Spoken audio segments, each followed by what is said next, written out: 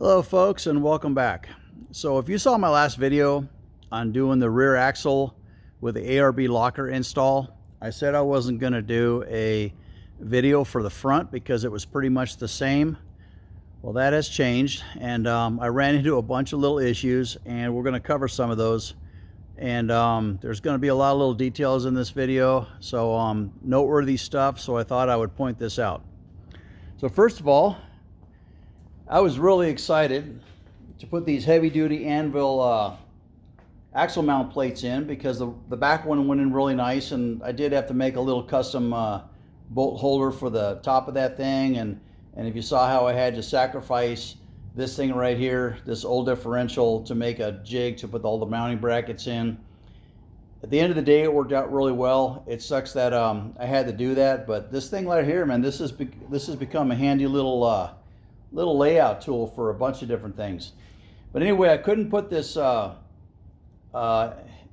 in the front, and let's get under the truck and I'll show you why. Okay, so when Predator put my Duramax in, they ran the coolant pipe right across where this plate would go. This plate would normally bolt in right here in place of these two factory brackets here. And this coolant pipe just goes right across where that plate would sit, and it doesn't go up high enough, and it's not going to go down below it because the differential literally comes right up against this pipe. It actually touches right here a little bit, so I'm going to have to put a piece of rubber on there or something. But it seems like they should have ran this pipe on this side over here. I mean, they had plenty of room to go up and over and then come up here and maybe cut across the bottom of this harmonic balancer, and then maybe turn this elbow right here around so it points off in that direction. And they could have built a nice stainless manifold to jog that around. I think it would miss the yoke. So that's going to be a project for another day. After I get the differential back in, I'm going to get down here and do some measuring and possibly make a mock-up manifold out of some Schedule 40 PVC. And then once I get something that looks like it's going to fit, I can take that down and get a nice get a nice piece of mandrel bent stainless in here with these fittings welded back in for the heater return. But yeah, I don't think they should have put this pipe here. They should have routed it this way, but right now it is what it is. This is going to be a whole nother project, so I need to get this thing back on the road, so this is going to be for another day. I'm sad because I really wanted to get that plate in here from Anvil, but it'll go in later, just another thing. So let's get on to the next part. So after I got the rear differential installed, I drove it around for a while, you know, put several miles on it, checked everything, and I was under there looking around, making sure everything was good. I didn't have any leaks or anything. And I looked over at the sight glasses on my portal hubs because I have sight glasses in the covers, and I noticed my my gear level was like high. I mean, it was like really high. So I started looking into that, and long story short, I read a lot of things on ARB lockers, and I watched a lot of videos that said you have to increase the size of the vent tube for your differential in a lot of cases for ARB lockers. I don't know why. Maybe they just run a little bit hotter. Maybe there's more pressure built up inside there. But what was happening is on the old differential, I mean, you have right here, you have 1/4-inch tubing. And that 1/4-inch tubing, even though it is where it is, it doesn't take much. It's only 3/16 ID. And it was just pumping all my oil out into the manifold, and the first place it went is into my portal hubs. And after this, if you know anything about the H1 vent system, this is also tied into your transfer case and your transmission, which are not filled with gear oil, and I'm pretty sure those two are not compatible. So given enough time, my portal hubs would have filled up, my axle would have run low, and that oil would have started pumping into my transfer case and then maybe even the transmission before it vented out, because there just wasn't any room to get any air through there. So what I ended up doing on the back, just for a patch, is I went and got a couple of these ARB differential breather kits, and I'm wondering now if ARB makes those because they know the lockers need a better breathing system. So anyway, it's a nice simple little kit, and this one's going to go in the front. And I know they make these so you can hook up like a multitude of different devices to it, like you can vent, you know, tranny, a couple different axles, whatever. They give you 4 inputs. But I don't want to run a line all the way under the truck from the front to the back. So I ended up installing one in the back. This is behind the fender, and it's up inside, right? I put it right there. And I made a little bracket, screwed it to the trim up there, flashing. And then this one has 1/2-inch tubing. And I even went ahead and connected the factory one. This is the factory 1/4-inch one that came off the diff before. And this is 1/2-inch nylon tubing. I was lucky back here because it didn't have a very tight bend. And I had a quick fix on here. And I'm going to go in there and show you this thing because I absolutely hate it. And this is temporary. And it's not going to stay. So what I ended up doing was putting a fitting into my fill port on the back of the car for the diff, and then the 1/2-inch nylon tubing goes all the way up. This is temporary and it seems to work okay. I'm no longer filling my portal hubs with gear oil, so I know this one works, but I do not like having this here. I mean, it wasn't designed for that. So on the front differential, we're going to do something different, and then I'll have to come back and do this one at a later date. So let me show you what that's going to be. Okay, so this is the front factory one that I took out, and they all have just a little tiny fitting right here for that 1/4-inch tube to press over to it. So what I'm going to do on this brand new differential here is I'm going to replace this fitting with this monster fitting. It's going to be a 3/8 thread and a 1/2-inch tube, and this is going to vent, yeah, a lot. So I'm going to do this on this one because this is where the vent is supposed to be, inside this hollow spot inside the bearing shaft housing here. And this will give me a much larger tube to be able to vent that out. So I'm going to have to take this one, and I'm going to have to go in and machine.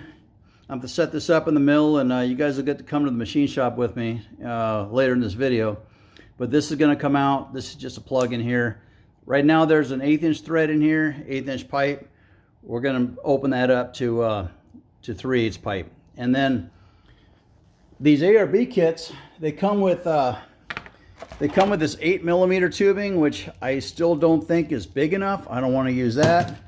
And then they come with a bunch of fittings here, and we're not going to use any of these 8mm fittings. We're going to use the little plugs to cap off the holes we don't need. The kit comes with zip ties. Not much on instructions, just yeah, there's not much there, but it's pretty self-explanatory. So all I really want is this right here. And so since I'm using 1/2-inch tubing, these are the 8mm fittings that the ARB kit comes with, and they just screw in wherever you need them. I don't want to use that. This is just an 1/8-inch BSP thread. So this one is going to get a 1/2-inch fitting instead of the 8mm. So that will screw in there. And now I can go tubing to tubing. But I had 1/2-inch nylon tubing for the back because it doesn't have a really big, you know, its stuff is stiff. It doesn't bend real well. So what I want to end up using is 1/2-inch ID fuel line. So now these are nice push fittings. They just, you know, the tubing just presses right into the end, and then you can push that collar back down if you had to release it. So that works great, but this half-inch ID fuel line is not going to work for that. So what I got is these adapters right here, and it's hose barb on one side, and then it's 1/2-inch OD push on the other. So this will be able to go into here with a hose clamp, and then this thing will be able to push right on the inside there, and that will make the connection. So this one I'm going to mount up inside the engine compartment somewhere and get it up as high as I can, maybe at the top corner of the radiator or something like that. We'll see. I haven't decided that yet. But going to this gives me a lot more flexibility to go around corners, and it is fuel line, so it's impervious to oil and fuel and grease and everything else. So that is the fix for that, I hope, and that will get that differential to breathe better, and it will separate it from the factory system, which is still intact. I just need to put that little cap right there. Will press, same situation where that little cap will press right on the end of that 1/4-inch tube underneath the truck, and it will seal that off from the rest of the system. So anyway, so in order to do this, I'm going to have to machine the housing, and that means I'm going to have to take my brand new differential. I'm going to show you on this one. I'm going to take my brand new differential, and the vent adapter is right here. Now you remember I took the top of this off to use this for a jig for positioning all my brackets, but I need to get this axle out of here, and in order to drill that and tap it and get all the chips out through the hole in the bottom. And they say you're supposed to use a slide hammer to get this out. You can bolt it to the flange, but if your truck's been in there for a while, slide hammer is not going to take this out very easily. So I'm going to show you a little trick, something I made up to get this assembly out of here with a lot less force. Okay, so taking this little stub axle out of here. So what I came up with was 3 aluminum blocks. They're an inch wide this way, they're an inch and an 1/8 inch tall this way, and then I just cut them off at like 2 inches long. And then I drilled a little hole in the center for a bolt to go, so they won't fall out when you're taking this thing apart. So these things just go under here, 3 places, and then just get 10 millimeter bolts. Get something that's fully threaded, and you can screw that right into the flange and pilot it down into that hole. Otherwise, when you go to tighten these up, once one side starts to move, the other 2 blocks just want to fall out. And if you're doing this on its side, you're constantly trying to keep the blocks from falling out onto the floor. So having a little pilot hole in there will keep them in place. And since these blocks are an inch wide, you could rotate these to where you got a good bite on some good aluminum there.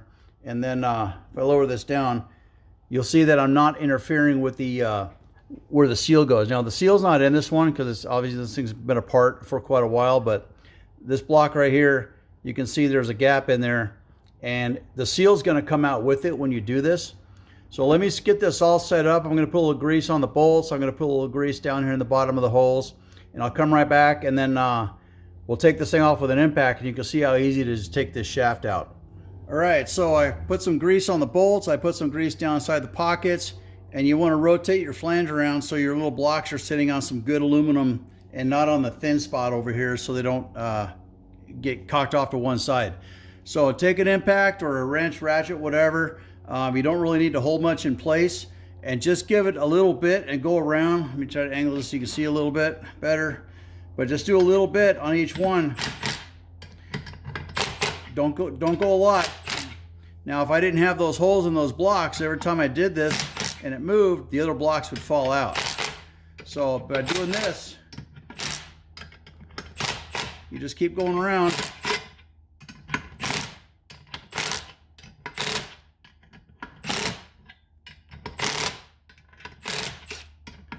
Try to do it evenly.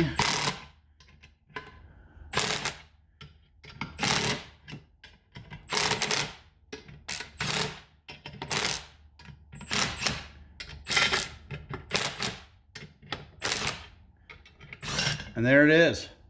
So once you get that out, the seal will come out with it. And there's the housing, and then there's that's all there is to it. So that's a lot better than trying to do that with a slide hammer. And in a second, I'm going to show you the best way to put this back in. So now that this is out, you can see where the hole is down inside here that I'm going to open up. I'm going to open this hole up as far as I can. The bearing sits here, and then there's another one that sits on the inside. So this is dead space inside the housing. So I think I can go with about a 7/16 inch hole to get it right up to that shoulder right there to open this hole up as much as possible. So I will just set this thing up in the mill. I will bolt it to a plate, and then I can square it up, and then I can just go down and drill that open. And there's a lot of material right there. There's a lot of mass, so I've got plenty to drill into. So that's about it for getting this thing apart. When we're all done, I'm going to show you how to put this shaft back in, and there's a little trick to that as well. Okay, so when it comes time to putting the shaft back in, this part here just slips inside the bearing that's inside the carrier, and then they tell you just to drive it back in. But if you push on this shaft right here, first of all, unless you put the nut on or have a collar, or maybe you want to use a socket or something, if you drive on this shaft, the shaft's going to go all the way to the bottom, but it doesn't necessarily mean the bearing's going to go all the way to the bottom. And here's why. So this bearing pushes on from this direction, and it pushes up against this shoulder right here. So if I put this in here right now and I hit this shaft with a hammer, I guarantee you the shaft is going to push out of the bearing, and the bearing's not going to seat all the way.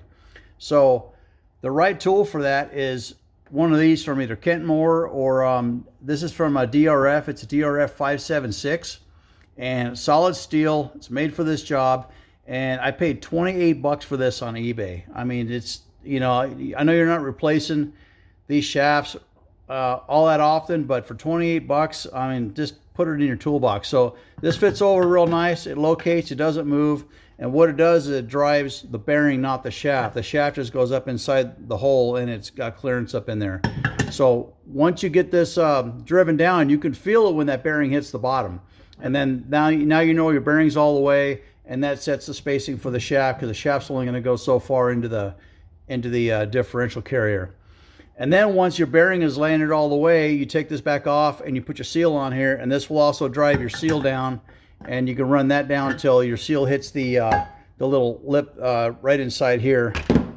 There's a little place where your seal will bottom out right there on that little lip, and that's pretty much flush to the outside. So anyway, that's a tool you need if you're going to put this shaft back in, and just get the right tools. It's worth it every time. So that's about it for this segment, and on to the next part. Hey, welcome to my machine shop. This is a small shop, but it is very capable. I can't tell you how many parts have come out of this room right here, but a little bit of history. I've been standing in front of one of these Bridgeports for going on 40 years, so yeah, I've drilled a hole or two. And I apologize if there's a lot of background noise. There's a lot of equipment running in this other room over here, and I cannot turn it off. But anyway, so this is gonna be my practice housing before I drill the real one.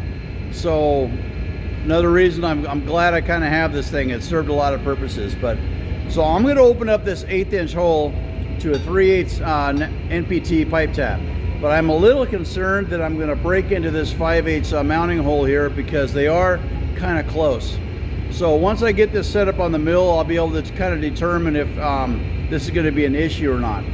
But on the inside, if you kind of look, the hole is like to the outside, and it's not really in the center either. So I have a lot of room to move this hole this way and to go back a little bit. So I drew a little arrow in there. I'm going to kind of try to move that hole backwards in that direction, and I'm going to try to get it away from this one.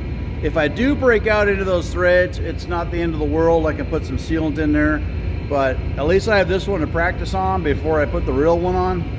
And then once I get it in the mill, I'm going to use this 1/8" brass nipple right here, and this is what I'm going to use to indicate around to sweep in on this hole and to make sure it's plumb up and down before I start machining. I'm pretty sure they drilled and tapped that hole and went all the way through it with the same operation, so I'm pretty sure it's going to be square to these two holes right here. So let me get this set up on the mill, get it indicated in, and we'll start making some chips. All right, so this is my fast and dirty setup here. I just had this piece of scrap aluminum laying around and just bolted it to this angle plate. So with this 1/8" brass nipple in here, I can rotate around, and I can get 0, 0 all the way around this way, which tells me, it's hard to see, 0, and then going up and down on it with little to no movement tells me that I'm pretty much plumb going up and down. So come off of that. So now we're going to call that 0, 0, and that'll give me a reference point as to doing anything else. So now I know I'm over the center of that hole. So now I'm going to get set up and put that tap drill in here and move it over here and see how close it comes to crashing into that hole, and that's going to determine if I need to move that hole in that direction. So let me get set up for that. Okay, so this is the 37/64. This is the final drill size for that 3/8 NPT tap. So now that I'm on 0, I still have my 0 here, so I have a reference. And I'm pretty much square here. I'm, you know, on the angle plate, I'm square to the machine, so I trust this, but I'm gonna move out here away, and I'm gonna run that drill bit down, and it comes within about 60 thousandths of hitting the thread on that bolt. And that's, I mean, if I was just drilling the hole, that would be fine, but since I got to run a tap in there, we're just gonna cut threads into the hole. That's just probably just a little bit too close than I like, so I'm gonna go back here to 0. And I think I'm just gonna go like a 1/16 of an inch back, because I have the room to go backwards in here, and I'm gonna go 60 thousandths that way. So we'll come in here and we'll dial up 62, and then we'll dial up 62 on this one.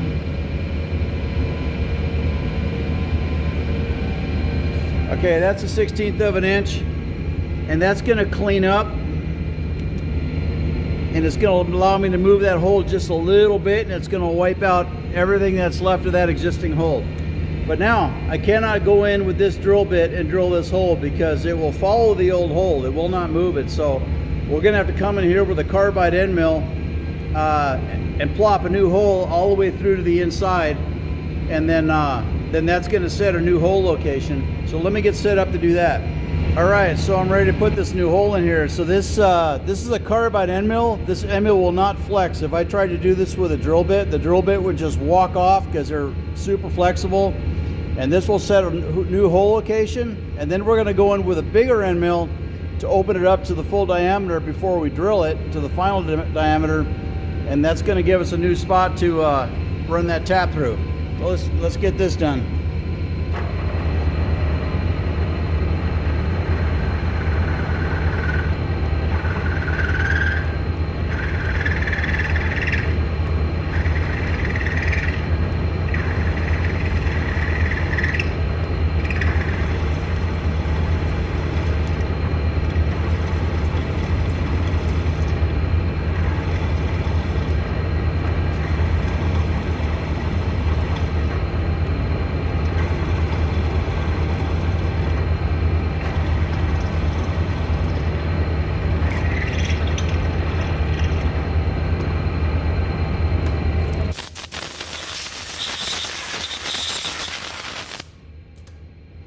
Alright, I love machining that cast aluminum. So we're going to look inside here. Take this off tripod. I don't know what we're going to see.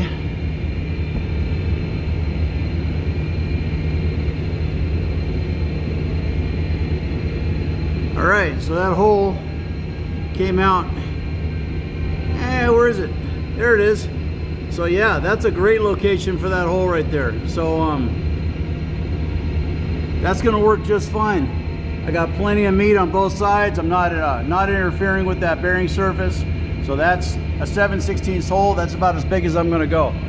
So now what we're going to do is we're going to set up, and we're going to go through this with a bigger end mill. There's a tiny bit right there that didn't clean up, but that's okay. This is not the final hole size yet. So we're going to set this up, and we're going to go a little deeper with a bigger end mill, and then we're going to drill it, and then we're going to tap it. So this is a 9/16 end mill.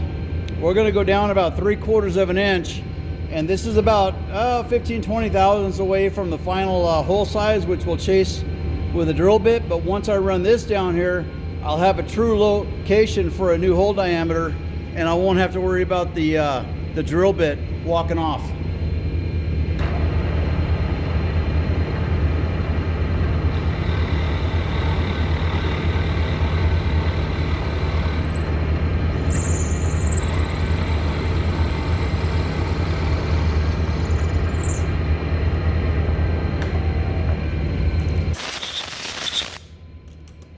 And that's all there is to it. So I don't know how much you can see down in there, but so now we got a nice hole location. We're going to open that up the last few thousandths, and then we're going to run the tap in.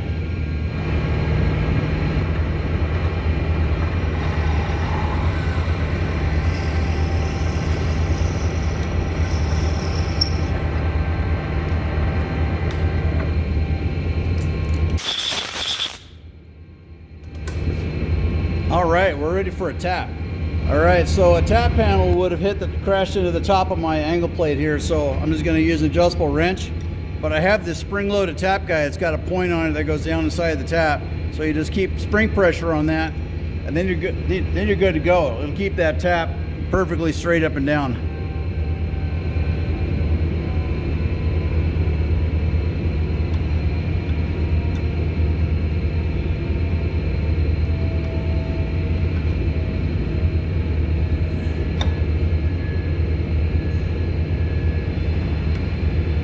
The thing about pipe taps is you never know where you are, so it's always good to go a little bit at a time and test the fitting that you're actually going to put in there.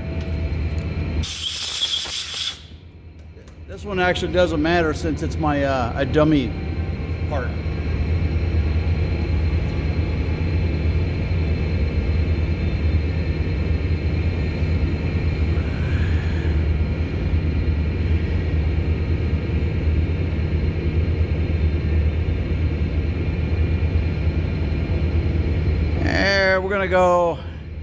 We're gonna go a couple more turns. I can get that part out of there. That's all right, we won't worry about it.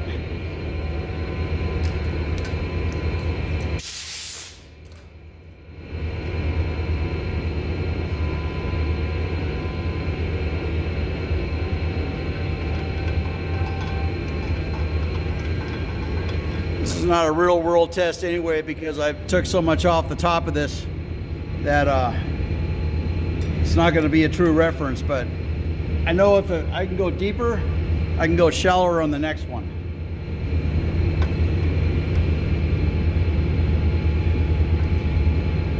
All right.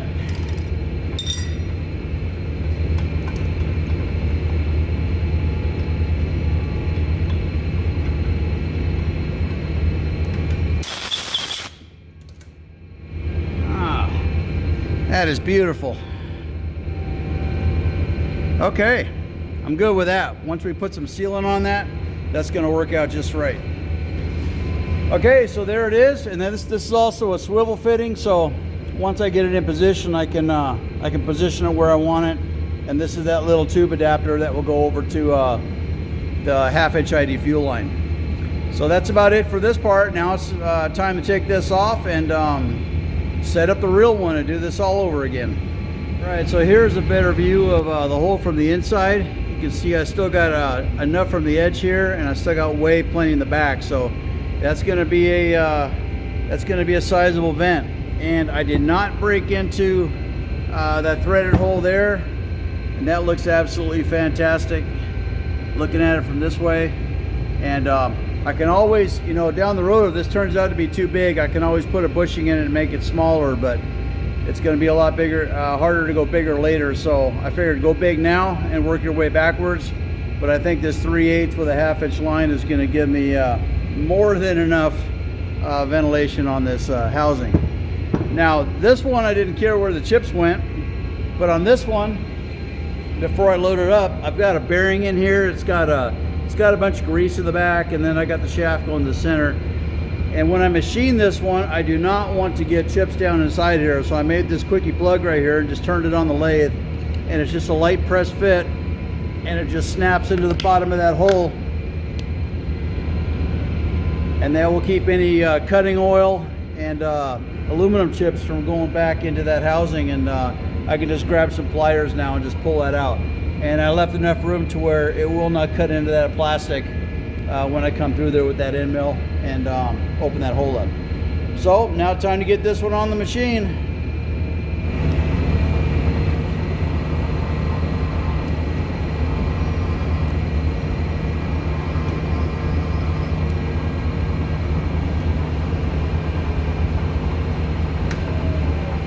All right, there it is.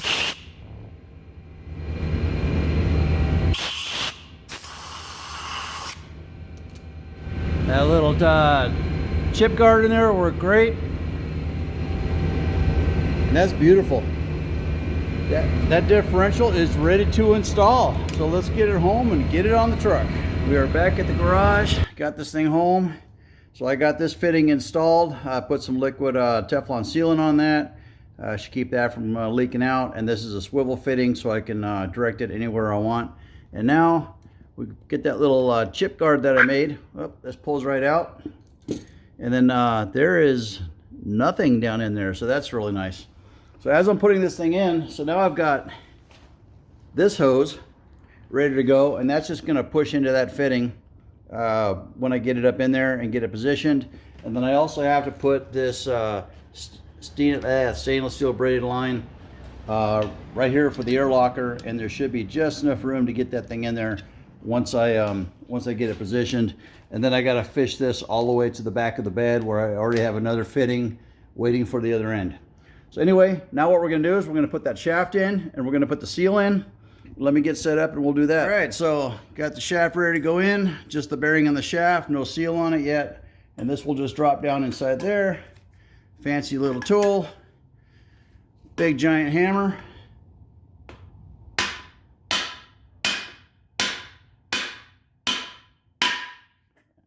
You can feel that hit the bottom, and you are done. That's all there is to it. Let me get the goop ready for the seal, and we'll put the seal in. All right, so when you have these metal housing seals, it's a good idea to put a little bit of sealant on it. This Permatex Aviation Former Gasket, awesome stuff. You just need a little tiny bit. Just put a little bit around the inside of that. We'll just put a little bit on the outside of the seal. Goes on like pancake syrup.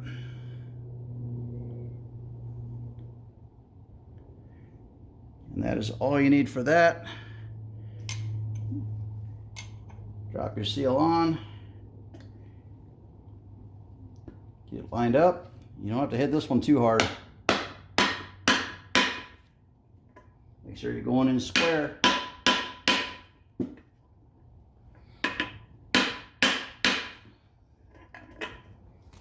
And a little more on the back side.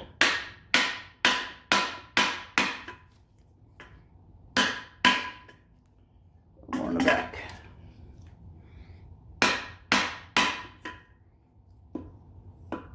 That feels like it's down. I like it.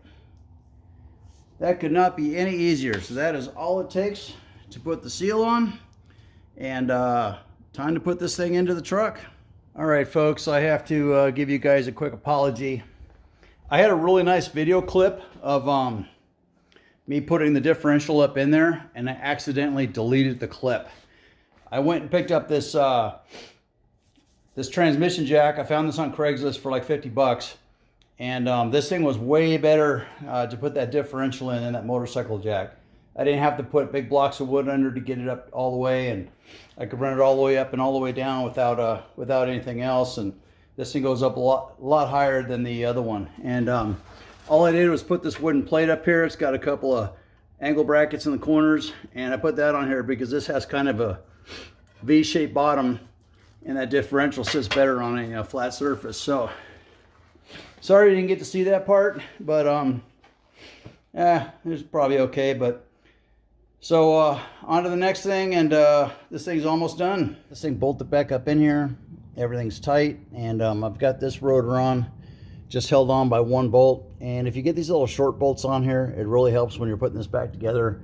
If you put the long ones back in, the ones that go in there, that they go through too far without having the axle in the way, and then you can't rotate them. They hit everything on the back side. So you get these little short ones, and it's really helpful. You only need one bolt. It's really helpful for holding the rotor in place while you're doing everything else. And then once you get the brakes back in, just take that off and put your half shaft on. Now I got the rotor or the caliper on the driver's side.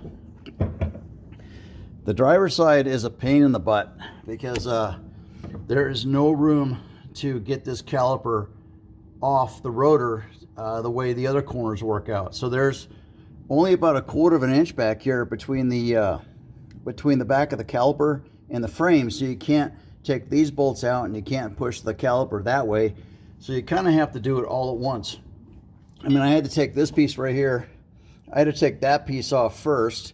So there's you take the pins out. There's a hex in the back right here, so you can unscrew those out of these little rubber boots, and then you pull those pins out, then this piece right here comes off this way, and then you have to, like, you know, move your rotor out this way and pull it off with the caliper at the same time. And then the pads come out, they're hitting you in the face, it's all dirty. It's a pain in the butt, and you kind of have to put it back together the same way going backwards. You know, just you have to hold all this stuff up in there at one time, get one pad started on the back, make sure they're in the notches where they're supposed to be. Then you get this pad over here, and it sucks. I mean, it really sucks having these. Great having 12-inch brakes, sucks when you have to work on it. So if you ever had to change the pads on this by, you know, you're just time to do brakes or whatever, you're gonna end up disassembling this whole thing. Maybe someday down the road I do an even better brake upgrade with the XHP brake system that goes out on the end of the portal hubs. I really like those. But anyway, for now, all I have left to do is put this caliper back on. And this side, there's plenty of room to work. I mean, you got a big cavity back here where you can back the rotor up or back the caliper up and slip it over the pads, bolt everything in. So we're going to do that next. We're going to put the half shafts on, and then that's it. All I got to do is finish routing that breather line and then the braided line to the back for the lockers, and then I should be able to drive this thing today. Got to put oil in it. Don't forget to do that. So we'll come back when we get the rest of this buttoned up and we get that breather system wrapped up. All right, so this thing is back together. So brakes are back in, half shafts are back in, and since I took the time to take this thing out and replace it, I went ahead and put in new rotors and new pads. As much work as this thing was taking it apart. Yeah, as cheap as the rotors and pads are, just put brand new ones in while you have it apart. And the only thing that's not in here is the front drive shaft. And I dropped it off before Christmas, and now it's the first week of January. So it's still down to powder coat. But anyway, I got everything I need here to rebuild it when it comes back. Got 3 new U-joints, a center carrier bearing. The housing for this is also at powder coat because they are notorious for rusting. New dust caps and a couple little fittings that go on there when you're putting it back together. So maybe this week, I don't know. But anyway, let's look and see what I did with the breather. So the breather ended up right there. So just 2 screws right through that plastic housing around the goes around the master cylinder, and the tube actually routed very nicely. No obstructions, no chances of getting into any moving parts or anything. And I was able to get, I probably can't see it, but I was able to get 1 P-clamp right there on the bottom of my horn bracket, so it's not going to go anywhere. And this is about as high as I could probably get it anywhere in this engine compartment, but I think it's going to work out really well. And just FYI, if you don't want to use those crappy little self-tapping screws that come in these kits, 1/4-inch bolts will fit right through that housing. And I always, if I do use stainless steel bolts, it's always black oxide. It's a little bit better stuff, and it doesn't look so shiny. These are actually grade 8s back here. It's just that the yellow Erudite faded off of them after this long, so that's interesting. But anyway, so that's where the front one ended up. It's easily accessible, so I'll be able to keep an eye on it and make sure nothing comes out of it. And the back one, which I already showed you, goes up behind the up in the fender well, but it gets covered up. I didn't show you this before, but it gets covered up by this plate right here. So it's up behind this thing here, so it's not going to get water and mud splashed up on it. And if you have a Humvee, you probably don't have this shield right here, because all this does is protect the rubber fuel line down there from rocks and chips and everything else. So anyway, that's the end of it. So it's time to go drive it, and I don't have time today, but probably tomorrow. So now if this works, then guess what? I've got to go back and take the back one back out, and I got to pull it out of there, get it down to the machine shop, give it the same treatment, because the way I've got that hose routed through the fill cover or the fill port, that is just not going to fly. So I'll probably be doing that in a week or so while the weather's still nice, and pull that out and do it all over again. So anyway, that's it for this video. If this goes well, I will not do a follow-up. If I have any problems with the way I did this, then I will certainly let you guys know.